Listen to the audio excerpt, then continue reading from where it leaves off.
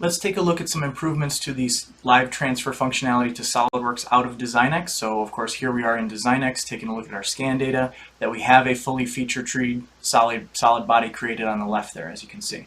So we're going to be focusing on this sketch right here for this extruded cut, but just to show you all of the dimensions and geometric constraints that are present in DesignX, and we'll see how they transfer over to SolidWorks. So starting the SolidWorks LiveTransfer function, we'll open up the SolidWorks window and start importing all of those features and sketches as parametric entities as if they were created in SolidWorks themselves. So you can see our first solid body being created there, a couple of cuts on the ends. Very visual process, very fun to watch as it chugs through getting all those features over from DesignX.